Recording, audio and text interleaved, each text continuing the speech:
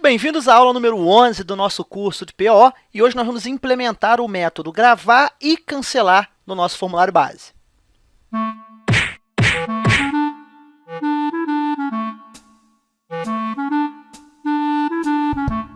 Muito bem, eu sou o Rodrigo Mourão e vamos direto aqui para o nosso projeto.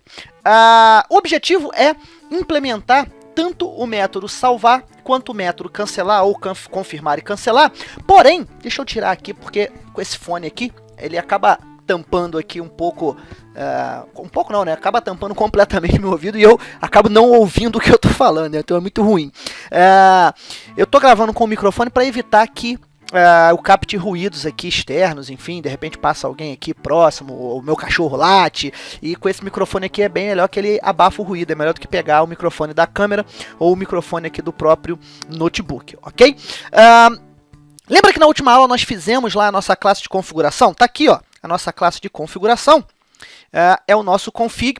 Não me interessa agora o que ela vai fazer, o que ela vai persistir, como é que a gente vai gravar isso. Enfim, o que me interessa é que se eu quiser saber se eu vou confirmar o cancelamento ou a gravação, eu vou perguntar a esta classe se eu devo ou não exibir uma mensagem para confirmação de gravação e de deleção. Então, um dos grandes benefícios de você trabalhar orientado a objeto é que você pode e deve dividir o seu software em pedaços. Esses pedaços, ou essas funcionalidades, vamos dizer assim, elas ficam a cargo de determinadas classes essas que, apesar de serem separadas, elas têm que se comunicar entre si. Os objetos são seres, vamos dizer assim, vivos, né, dentro do mundo computacional, que precisam conversar entre si, e o princípio da coesão diz que cada classe tem que ser uma responsabilidade. Então eu poderia ter uma equipe trabalhando na classe de persistência, uma equipe trabalhando na classe de validação, uma equipe trabalhando na camada de apresentação, uma equipe trabalhando nas regras de negócio, nas classes de negócio, e depois juntar isso tudo e fazer o software funcionar. Isso é uma das vantagens de trabalhar orientado a objeto. Não é simples, tem que ter um bom projeto, você tem que ter uma boa coordenação, você tem que ter um bom planejamento, você tem que ter um bom modelo e tem que conhecer bem os fundamentos da orientação a objeto para conseguir isso. Mas vamos imaginar que eu tenho uma pessoa, uma equipe trabalhando nessa classe de configuração e eu vou lançar mão agora simplesmente dos métodos, que vão me dizer se eu devo ou não confirmar. Não me interessa como essa confirmação se dará ou como esse retorno verdadeiro ou falso virá. O que me interessa é saber o seguinte: se a classe responder que sim, eu tenho que confirmar, eu tenho que então exibir uma mensagem de confirmação para o usuário. Isso é um pequeno exemplo de vários parâmetros de configuração, de parametrização, enfim, que você pode colocar na sua aplicação. Então vamos direto aqui à nossa ação. Eu tenho aqui o item gravar, então vamos aqui no item salvar, e aqui no item salvar a gente vai começar a nossa brincadeira. A primeira coisa que a gente vai fazer é o seguinte, né? Lembra que lá em cima nós determinamos um método, deixa eu colocar um bookmark aqui. Lá em cima a gente determinou esse método aqui, olha, que é o doCheckUnique. Eu não sei ainda o que ele vai fazer, tá vendo? Não me interessa ainda o que ele vai fazer, é uma outra equipe que vai se encarregar dessa regra de negócio. Mas me interessa saber o seguinte: toda vez que eu estiver gravando, eu vou verificar se eu estou em modo de inserção. E como é que eu sei se eu estou em modo de inserção? Se o meu dscrud.dataset.state estiver em modo de inserção. Se o estado do meu dataset está em modo de inserção, o que vai acontecer? Eu tenho que fazer alguma coisa. Que alguma coisa é essa? Eu tenho que verificar se esse registro que eu estou tentando incluir não é um registro que já existe no banco de dados. E aí eu não vou me preocupar nesse momento agora como é que isso vai acontecer. A única coisa que eu vou fazer é o seguinte: eu vou colocar um end aqui, ok? Not doCheckUnique. Então, se estiver em modo de edição e a regra de negócio implementada no método doCheckUnique não for verdadeira, eu vou simplesmente abortar. Ok? Eu saio do método. Ali eu poderia dar uma mensagem, enfim, mas não é responsabilidade desse camaradinho aqui fazer isso. Quem vai dar a mensagem vai ser esse camaradinho aqui, retornando falso, e lá dentro ele vai dar essa mensagem. Novamente, uma outra equipe vai trabalhar nisso. Obviamente que a outra equipe sou eu mesmo, no caso você mesmo, mas poderia ser um outro time sem problema nenhum. Bem, se ele passar por essa linha, significa que eu estou em modo de edição e o registro não é duplicado do ponto de vista da chave única, ou eu estou em deleção, ou eu estou em edição. E aí a gente começa a nossa brincadeira. Lembra que eu criei lá em cima um F record state? E eu tenho o estado novo, o estado edição e o estado deleção. beleza? Se eu estiver em estado de novo, eu estou incluindo, a mensagem que eu gostaria de dar para o meu usuário seria a seguinte mensagem: if message.dlg, por exemplo, confirma a inclusão do registro. Então, vamos botar aqui, ó, confirma a inclusão do registro. Por que isso? Porque eu tenho certeza que eu estou em modo de inclusão, ok? mt confirmation, vamos colocar aqui mb yes no, o 0 aqui, que é o índice do registro, ok? mb yes no, help contexto 0, ok? Então, aqui é que vem o X da questão. Deixa eu tirar isso aqui para a gente ver o código por completo. Nesse momento aqui, tá? Eu estou fazendo a pergunta incondicionalmente. Essa pergunta sempre apareceria para o meu usuário. Nesse caso aqui, ó, se ele responder mr_no, eu simplesmente saio. Eu não vou prosseguir, ok?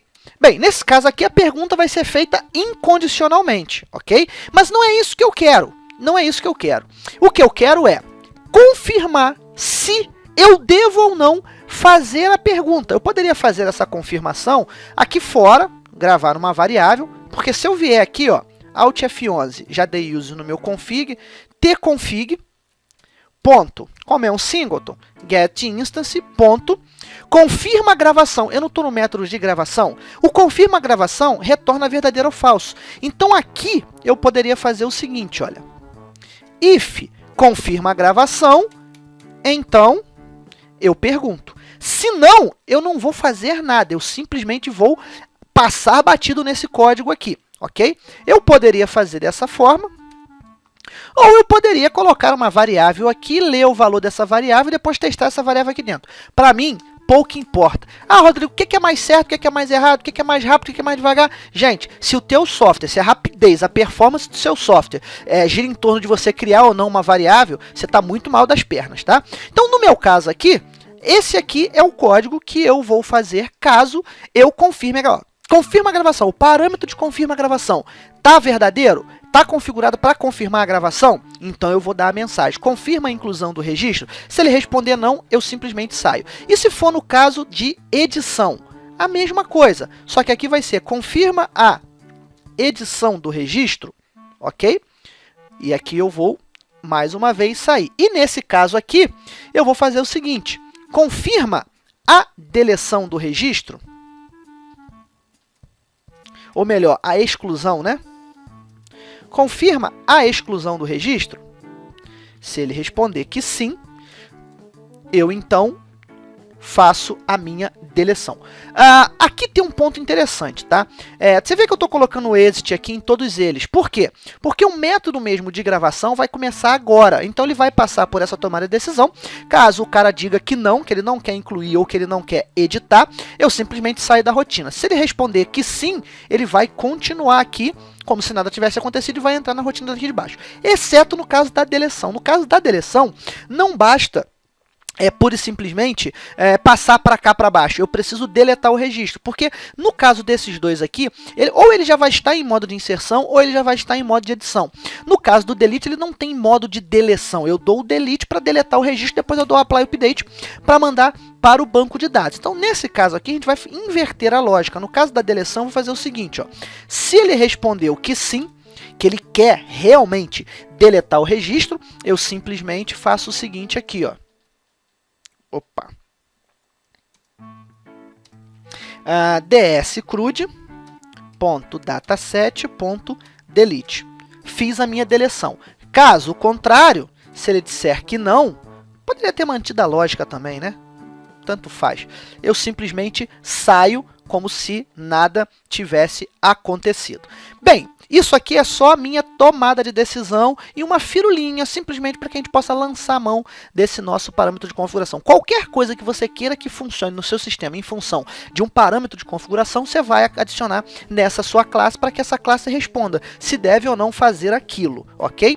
E aí, o cara disse que sim, que ele quer incluir, que ele quer deletar ou que ele quer editar. O que a gente vai fazer? Bem, a gente vai começar a nossa brincadeira. Aqui, Veja bem, pessoal, eu vou partir do princípio que nós vamos trabalhar com o Client Dataset.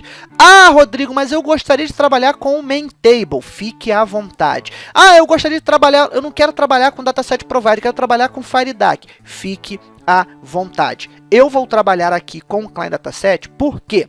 Porque o Client Dataset e o Dataset Provider vai me permitir atingir todos os públicos. Aquele público que trabalha com Zeus, aquele público que trabalha com DB Express, o público que já está no FireDAC, o público que está usando o Unidac, qualquer público que esteja aqui assistindo essa aula, que use a middleware de acesso a dados que bem entender. Quando você trabalha com Provider e Client Dataset, ele abstrai ainda mais isso. Ah, eu posso trabalhar direto? Sem problema nenhum. No caso de trabalhar direto, essa linha de código sua vai mudar. No meu caso, eu vou fazer um casting de ter Client Dataset, assumindo que eu vou trabalhar com Client Dataset, vou pegar o meu dscrud.dataset e vou dar um Apply Update, ok?